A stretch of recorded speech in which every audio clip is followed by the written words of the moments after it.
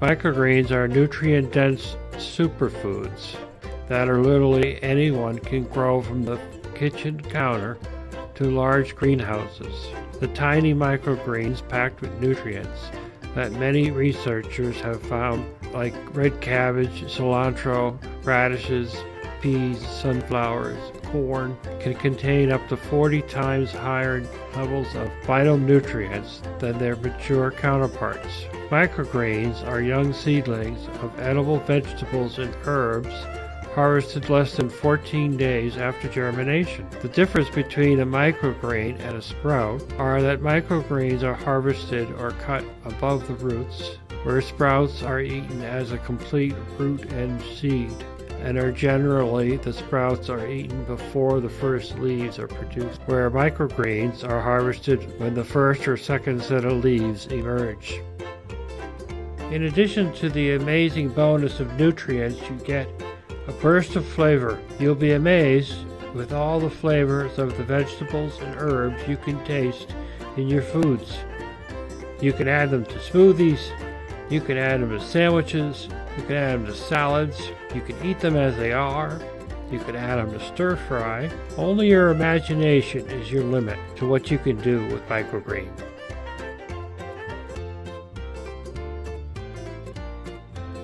Look how pretty that looks.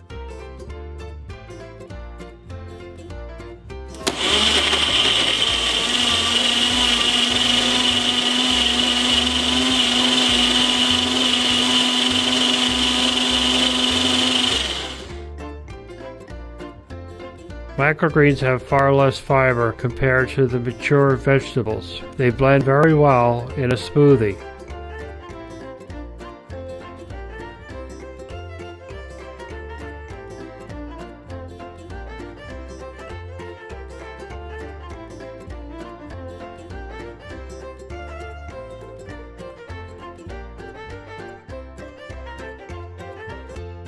The microgreens in this demonstration are peas, sunflowers, radishes, and corn. An amazing balance of flavors and tastes.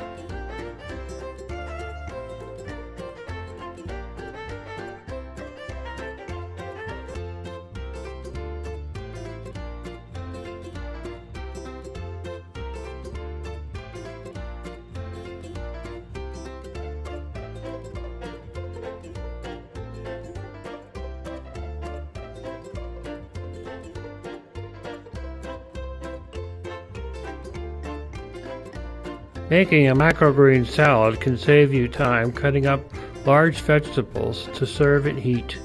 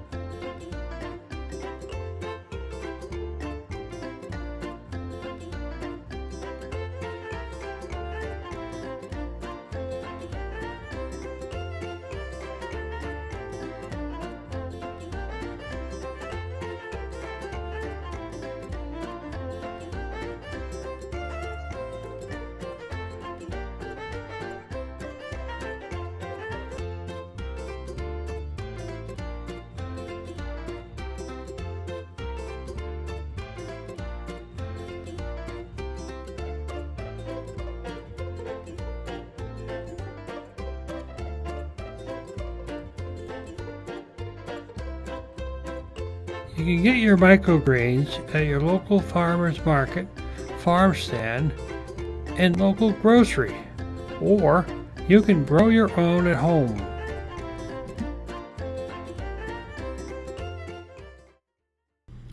Welcome to our weeds room, where we grow weeds you can eat.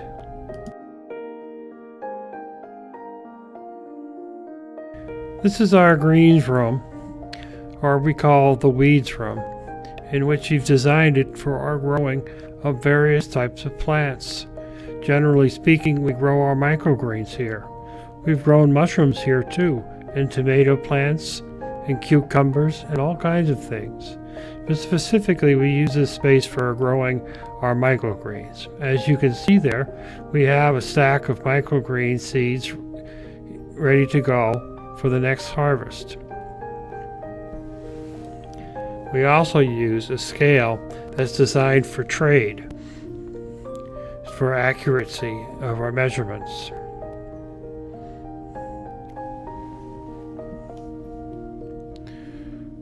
It's also good to have places to store stuff for all your other supplies in an organized fashion, such as seeds and other growing mediums, containers and such, packaging for your final product. It's always good to have storage space.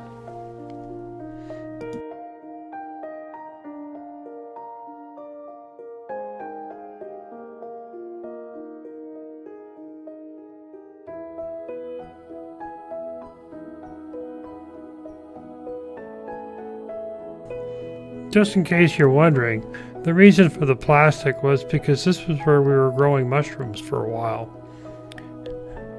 It was kind of fun. It was a kind of fun thing, but it was kind of hard to produce enough mushrooms to sell at the marketplace.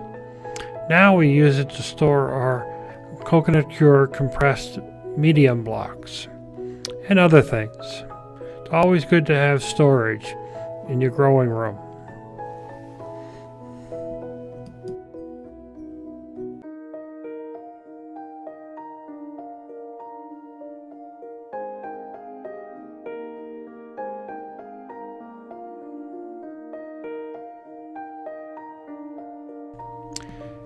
These chrome kitchen shelves are great for setting up your growing racks on. You can set them at any height, and then if you change your mind later, you can then easily move them to another position. They stay nice and clean, and these are on wheels so that you can change your positions or move them for cleaning very easily.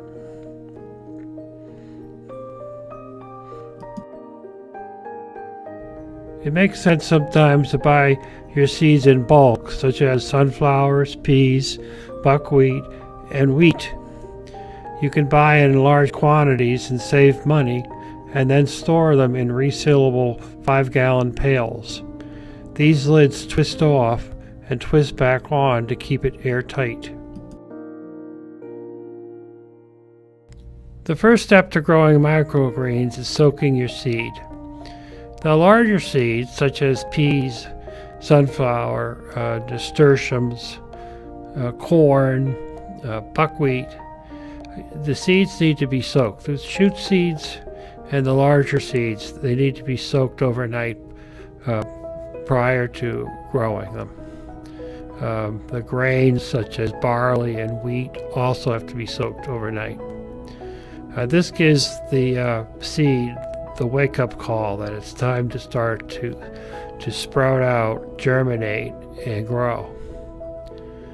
The smaller seeds, such as radish and smaller than radish, don't need to be soaked. They just need to be wet after they are planted, like spraying a fine mist over the seeds.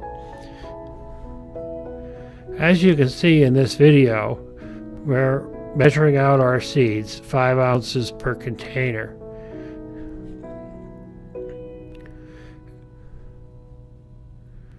It's good to use a scale so that you know you're going to measuring out them more accurately. So if for some reason you need to increase the amount of seeds or go to less seeds, you have a good reference point to the next time around. Now when you're going to seed out onto a tray with the smaller seeds, you want to start somewhere around 0.4 ounces of seed per tray, and then either go up or go down depending on the density you wish. If you overplant your density of your seeds, it'll be too crowded for everything to grow. As you can see here, we're pouring water into the cups and give them ample amount of water, and then poke at them, make sure that they've all been covered with water.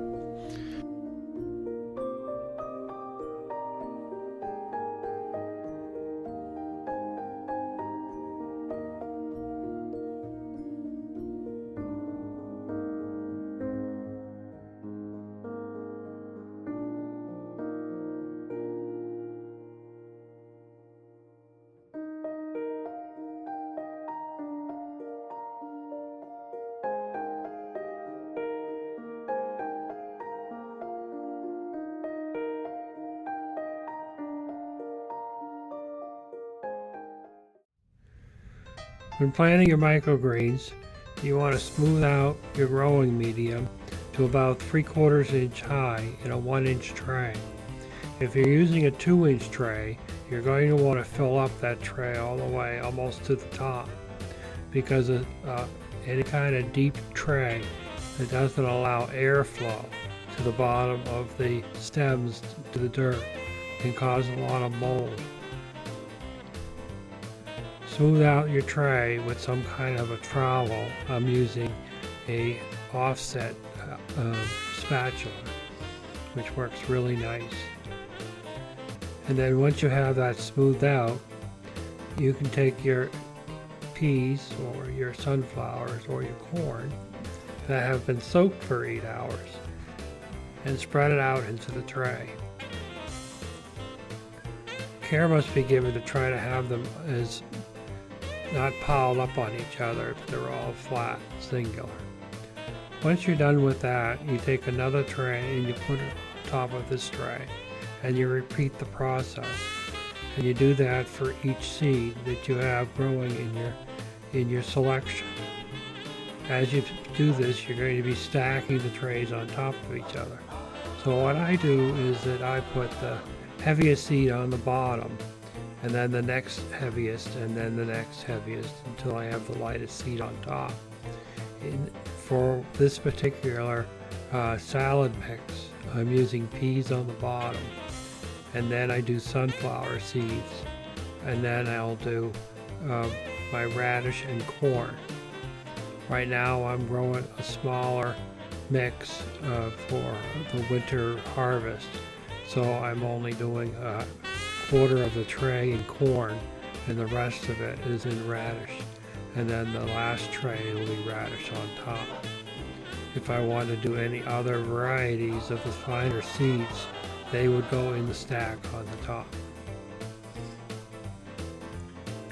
It's kind of a simple process. The stacking of the trays allows for the weight of pushing the seeds down into the medium, which kind of gives it the signal to start to germinate. They'll germinate just from the moisture, but this also does is as the seed grows, it's pushing up onto the tray above it, and it actually builds up a stronger stem, which just gives it that much more ability to produce a stronger plant when you wish to harvest. As right here, as you can see, this is a coconut cure block that I put into water, and then the water is absorbed and it expands until the point where you can break it up and use it as your soil medium. This is a cost-effective way of purchasing and transporting the coconut cure, otherwise the packages would be quite large. This particular coconut cure has worm castings, organic worm castings. How many worms really eat organically? But it's an organic worm casting, and a couple other things are added to it, but it's an organic mixture as itself. So between the organic seeds and the organic medium, it makes it a fairly healthy food to produce.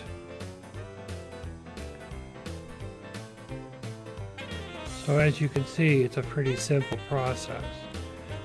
The bottom tray is the white tray, it's a solid tray, and then the black tray has holes in it, and then any excess water from the planting process will drip down into the white tray. And then later, as you're allowing them to grow, you can add water to the bottom of the white tray, and it'll bottom feed. It'll use its roots poke down through the bottom of the tray and draw up the water into the mix, and that gives it the ability that if you water from the top, it can sometimes cause mold. So this reduces mold in the growing of the microgreen. This is why the 1-inch tray also works very well, because we have better circulation. If you used a 2-inch tray, you'd have to fill it up to twice or 3 times as much mix, and you really don't need that because the root systems aren't going to develop long enough to use 2 inches worth of growing medium.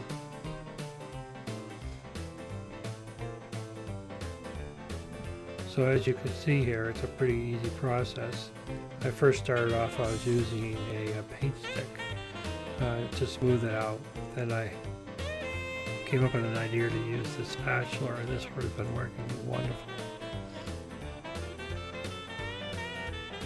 So what I do is I'll show you in another video, but in this video, as you can see, I tried to measure out my seeds per tray, per container, so that way I'm not kind of like guessing between the different trays. The sunflowers I don't do as dense as I do the peas, because they seem to have a little more room to grow. They seem to be a lot happier.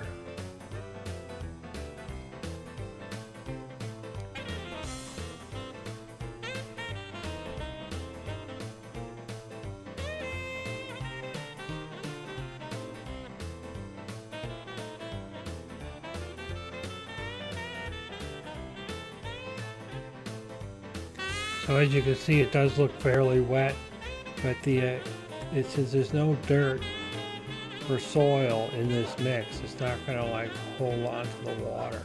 It's only going to keep the medium damp. It will actually dry out if you don't actually keep an eye on it. So you have to keep an eye on, as these grow, that you water them when they're needed. But generally speaking, when you have in the stack, you don't water them. You don't water them until you put them out onto the racks, your shelves. So if you were only going to do a couple of trays, you'd want to do it the same way, but you'd want to put some kind of like jars full of something on top, or some weights on the trays to weight down all the seeds into the soil, and it will make a big difference. But you want to keep an eye on it, because sometimes they'll push the trays up to the point where they curve. And the stack will actually fall over on you. If you have glass jars, of course, they can end up on the floor and break it. So you want to be careful about watching your stack. You can walk away from it for several days, but it's a good idea to just walk by it and look at it every day when you go and check on your other plants. If you're growing on a regular basis, these trays are going to be on your counter, and then your other trays will be on your racks. So you're going to be walking by and looking at them anyway. But I have had these trays to the point where they start to tilt, to the point where they actually the top trays will fall off the stack. And it's not fun when you lose, 2 or 3 trays of microgreens that are supposed to be in your next harvest.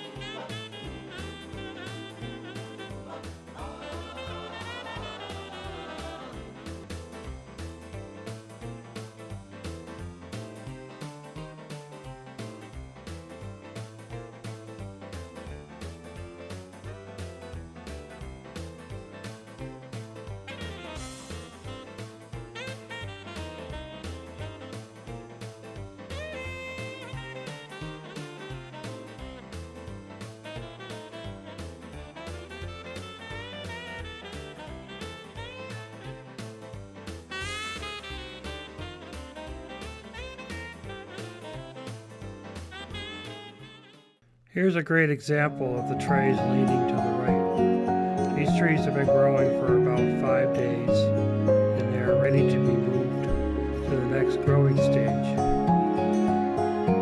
These trays will start to slide off when you least expect it and create quite a mess, not to mention cutting back on your harvest. The next step from here is to go onto the shelves with covers inverted over on top of them to keep them in dark.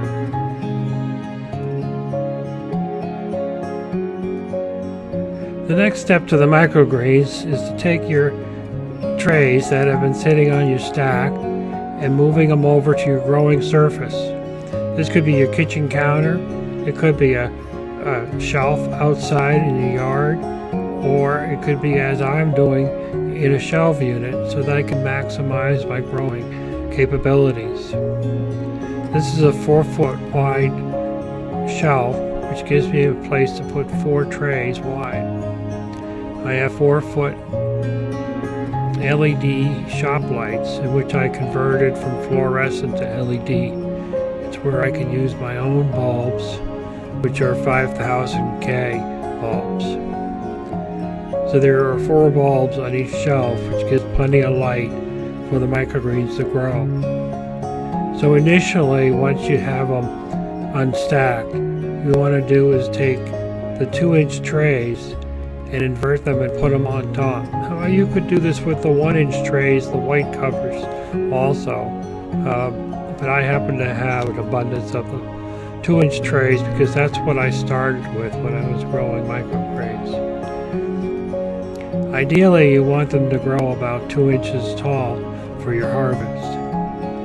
And if you just were to put the light on them at this point, they don't tend to grow very tall. They end up being very short. So as nature is, it's going to send that shoot up tall to try to capture sunlight. And what it will do is it will push the covers up off the tray. Now you don't need to use grow lights. You can use natural light also. In my growing situation, I don't get enough sunlight in this room in order to use natural lighting. So that is why I'm using artificial lighting. As people who use greenhouses, of course, they don't need to have artificial lighting unless they happen to live somewhere where the sun doesn't shine up in the sky very often throughout the day.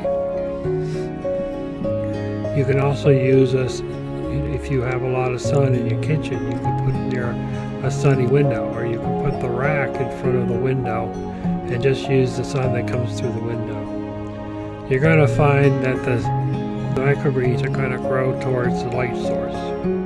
Growing them this way, for me, I found that they grow rather quickly though. So when these are being placed on the rack on Thursday when I do a harvest. I harvest from Thursday to Thursday. So they're going to go onto the rack, and then on Sunday they'll get uncovered. So they're only on there for 5 days. So they get planted, 5 days stacked. Another 5 days they go onto the rack, and then they get covered for 5 days, and then the next 4 days is going to be for under the lights. Now these lights are on a timer, and they're only on for about 12 hours a day.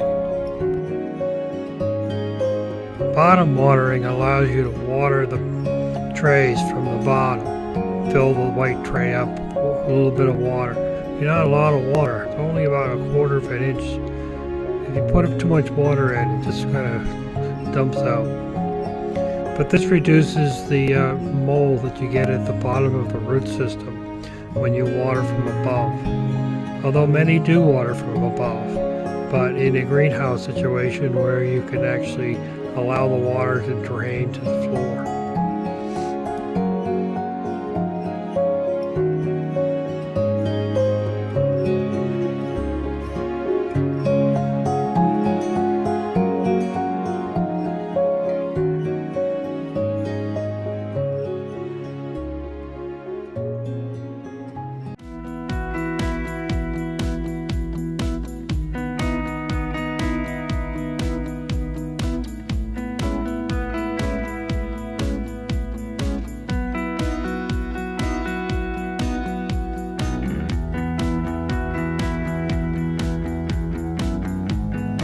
Harvesting is pretty simple when it comes down to harvesting microgreens. You basically either use a very sharp knife or a pair of sharp scissors. You just grab a clump and you cut and you put it into your bin. It's fairly simple. As you can see, you just go through, cut, grab a clump, put it into your bin. You can harvest these and keep everything separate, or you can harvest everything and put it into a bin, like in my case where we're going to make a salad next.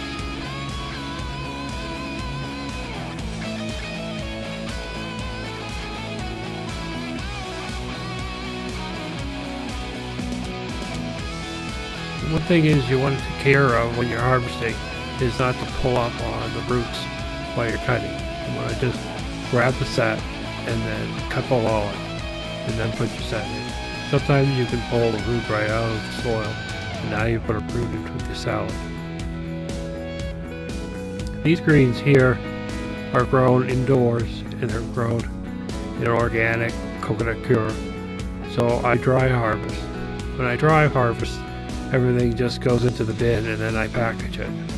If you find you need to wash them, you can put these into a cold water bath and then run them through a salad spinner before packaging to clean off any dirt that might accumulate. Like for example, if you're growing outside, you'd want to run it through a cold bath and then run it through a salad, but any water left on the greens tend to make them not last as long.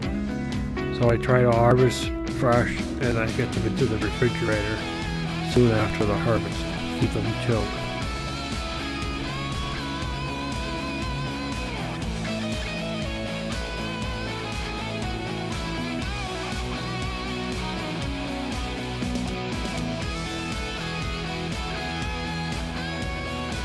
When you plant a seed, you either have two things happening. The seed hull stays with the root system, or the seed hull just gets discarded by the plant. With sunflowers and buckwheat, for example, but in this case we're showing you sunflowers, the seed pod or the shell will actually hold the leaves as they develop to the point where the seed leaves will be large enough where they discard the shell off the leaves. When you're harvesting microgreens, many times those seed pods or the shells are still on the leaves. So part of your process of your harvest is to remove the shells off the leaves gently prior to harvest. This can be a rather tedious thing to do because sometimes they are all over them. There are a lot of them. And sometimes there are very few. It's just kind of one of those curious things. But the last thing you want to do is chomp on a sunflower that has the shell in it. Just like if you're eating sunflower seeds, you're going to take off the sunflower shell before eating the inside of the meat that's inside of a sunflower seed. Not to mention the birds will do the same thing because they don't like to eat the hulls of the sunflower either. So in this case, what you want to do before you start cutting your sunflowers are to pick off all the shells off the leaves gently. You want to be careful because you can actually tear the leaves when you do this. See, on this plant here, this tray, there are very few of them. The previous tray had quite a few. It's all about timing when you want to harvest sunflowers. If you wait too long to harvest sunflowers, the second set of leaves will emerge. The second set of leaves actually have no flavor to them and actually have a little bit of furriness to them. So they're not very tasty and they're not very good as far as texture in the mouth. The cotyledons are the first leaves to emerge from the soil when the plant germinates. Because they are part of the seed's embryo, they are also known as the seed leaves and provide nutrients to the seedling until the true leaves unfurl and begin to photosynthesize. On a sunflower, these first leaves are the ones with all the flavor. The second set of leaves, the true leaves, are the ones that start collecting the sun's rays, but they also have the least amount of taste and texture, which most people enjoy about sunflowers. You wish to harvest just before the true leaves start to emerge. If you miss the time, you could actually pinch them off when you're doing a harvest, but can you imagine pinching off 1,000 of them? Not that I've ever done them. At least I haven't made that mistake more than once.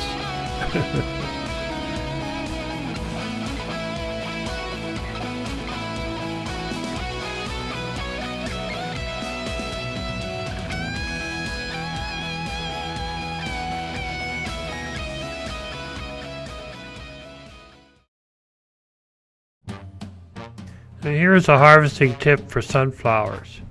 You want to harvest your sunflowers just when the first set of leaves emerge. Maybe just a little bit of the true leaves peeking out. If you let them grow too long, what you'll end up with is the true leaves will pop out also, as you can see here with 4 leaves. The second set of leaves, they tend to be without any flavor and a little furry, and they're not so great for texture. You, of course, you can still feed these to your chickens.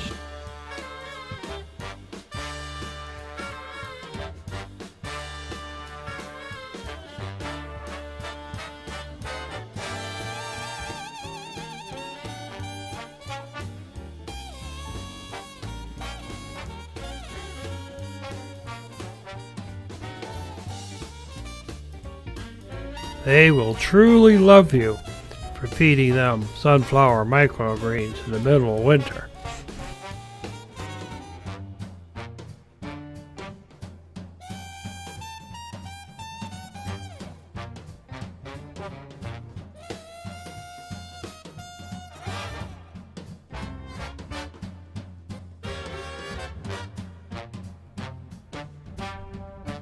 These microgreens are almost ready to harvest. They look beautiful, don't they?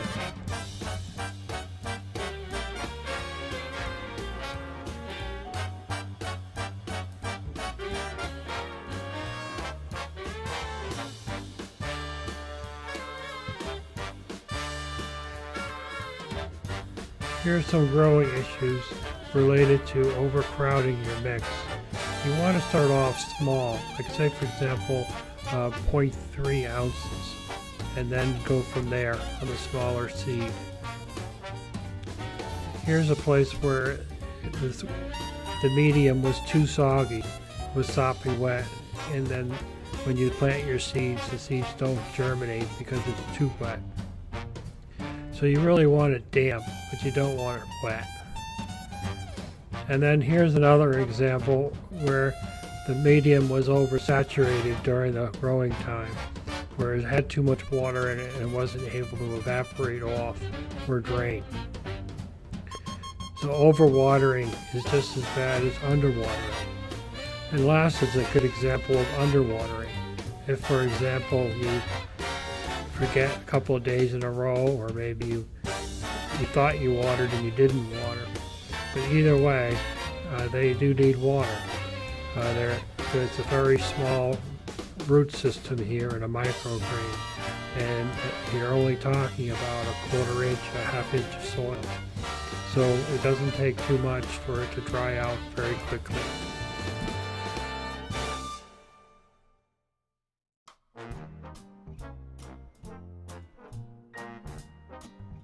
As you've learned in the harvest, that you want to harvest at the optimum time for freshness of your microgreens, you also want to package them for the same considerations. You want them to last as long as possible in your refrigerator or walk-in cooler if you're going to give this to a customer. I have found that the clamshells, the plastic clamshells, which are recyclable, are a good way to store your microgreens. They give a little bit of air penetration to the container, so that way they have a chance to breathe. You could package these in an airtight container, but the lack of air movement can sometimes be a problem with dampness. And excessive dampness with the microgreens is not a good thing. Just as if you wish to wash them, you want to make sure you dry them very well in a salad spinner prior to packaging. As you can see here, the weight of the bin empty is 47 ounces, and then we weigh it with our salad mix in there. This gives us a basic idea of how much we got out of our harvest this time around. It also helps us figure out how many containers we're going to be able to package to the desired weight that you've agreed on with your customer. Or if you're just packaging them in general, it's a good idea to know how well you do on each harvest. The scale is 0 to the container size that we're using, and then we start to fill them up to the desired weight. This is a fairly simple thing to do, and it's just a repetition of it. You do the same thing if you're going to package individual microgreens such as sunflowers, which are a very popular thing to serve separately. The sunflowers are packaged in a smaller container, which I'm not doing at this particular harvest, but you can get different size containers also.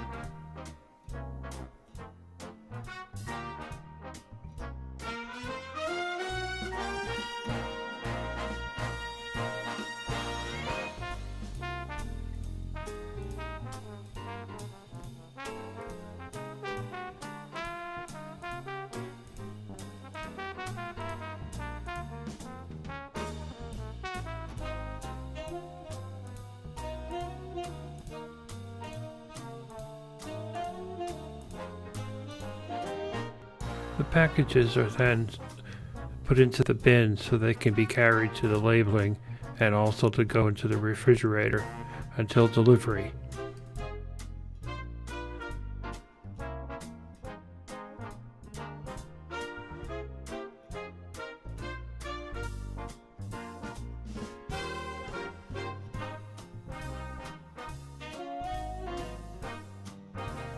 I use the Brother 700 thermal printer to print my labels for my containers. It's actually a pretty handy printer to use to label a lot of things, and the software is quite easy to use too.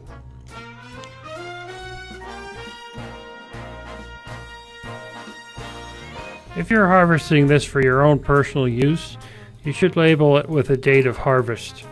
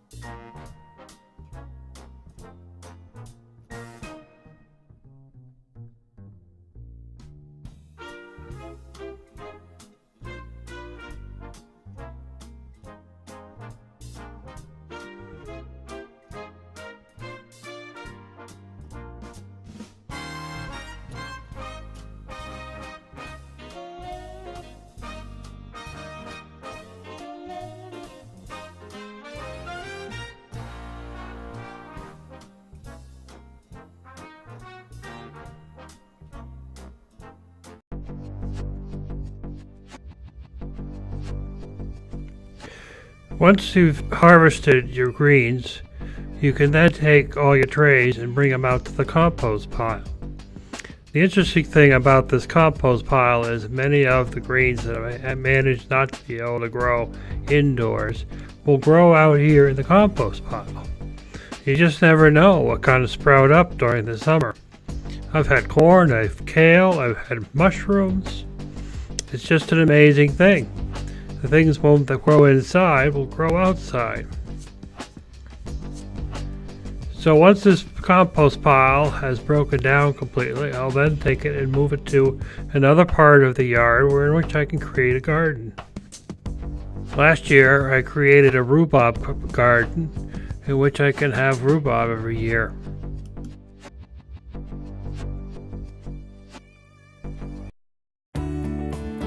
Growing grasses as microgreens such as wheat and barley. Red winter wheat grain and barley seed is commonly used for wheatgrass and barley grass. These are also considered microgreens. These grasses can be fed directly to livestock as a whole, roots and greens, when grown without soil or a growing medium. Wheat and barley grass juice is an effective healer because it contains many minerals known to man and vitamins such as A, B complex, C and E and I and K. It is extremely rich in protein and contains 17 amino acids, the building blocks of protein. Wheat and barley grass juice contains up to 70% of chlorophyll, which is an important blood builder. Wheat and barley grass can be eaten just by chewing like a cow, but is best consumed by crushed in an auger-type juicer, either hand-cranked or powered.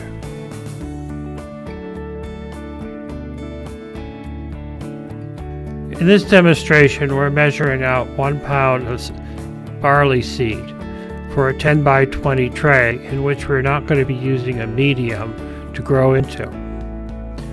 In this case, the actual bottom layer of the seed is going to be the medium for the top layer of the seed. The advantages of doing it this way is that if you're feeding your grasses to livestock, the livestock can actually consume the whole plant, whereas humans would only cut the greens and then juice the greens or chew the greens. In here, as you can see, I bought the lids at a local hardware store and drilled them myself, and they seem to work fine. You can also buy commercial actual stainless steel screens that go into the lid covers or the lid bands and also work. Once you soak the seed for 12 hours minimum, you then rinse the seed and then put it on either on its side or in a dish rack in which the jar can sit at about a 60-degree angle. This allows the water to drain and not cause mold. You're going to do this every day, 3 days in a row, until all your seed is sprouted into the jar to the point where the jar is almost full. This method here works quite well.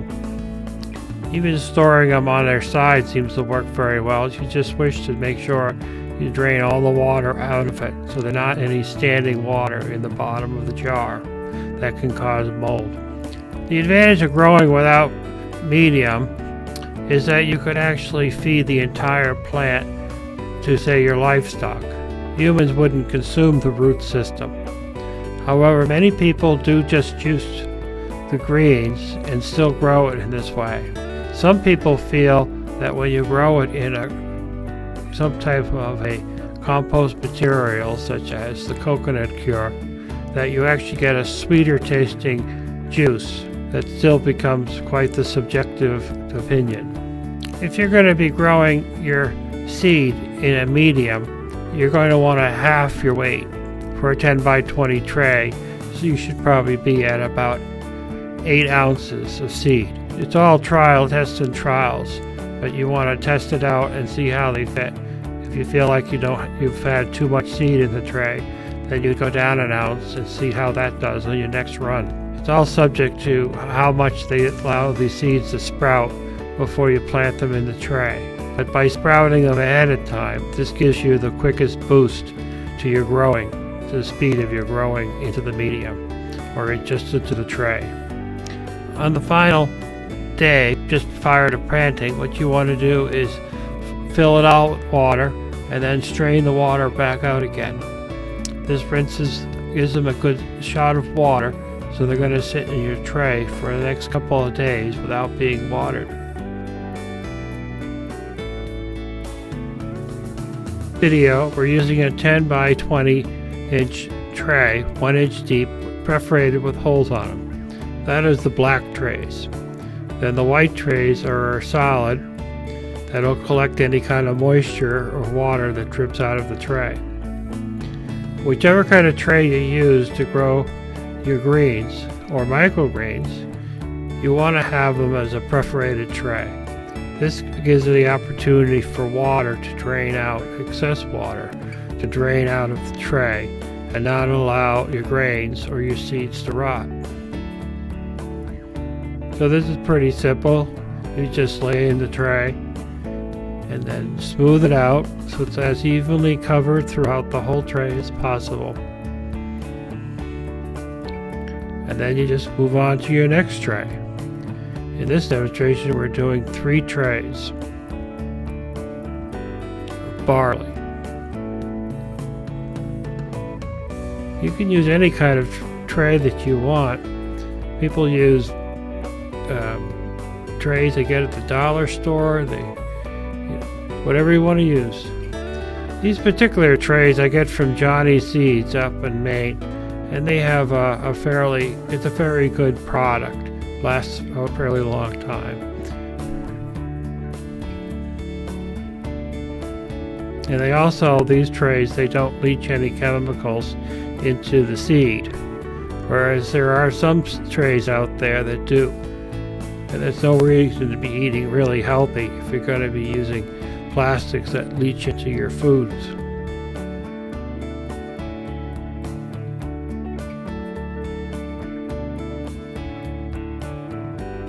When you're finished planting all your trays, you want to stack them on top of each other for at least a day, just to give them a sense that they've been actually having the weight upon them as if they were planted in the soil. This gives them a good chance to start sprouting and growing sooner than later.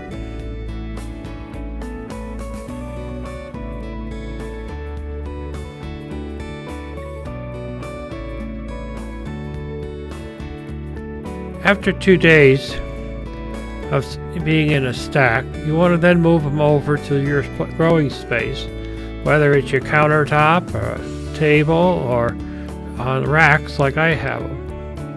In my space, I don't have good sunlight coming in, so I use artificial lighting as LED fluorescent light tubes that have 5,000 kelvins temperature.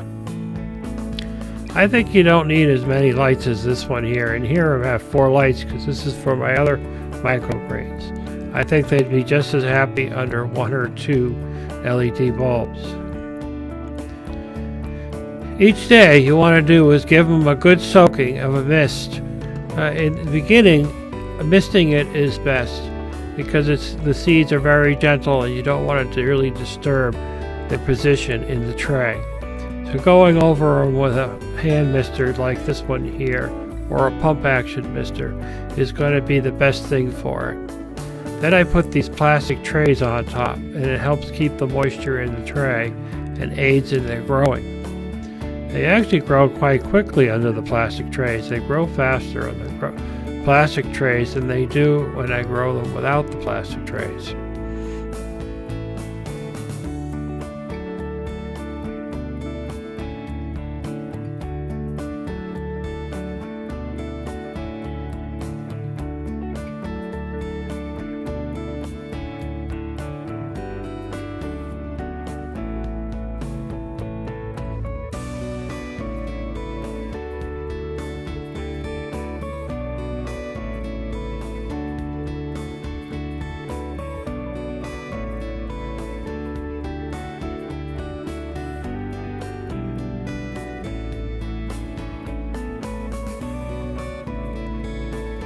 Once they get to about this height, about 4 inches or so, it's about time that you want to start harvesting. Whether you're going to start juicing it, or if you're going to start giving it to your animals, or friends' animals, or even if you wish to sell the greens to local farms. Once they grow too tall, the ends will start turning brown, because they start exhausting the nutrients that are left in the grain pod. You might even be able to see some of the brown tips on the very ends, almost like split ends that some people may complain about.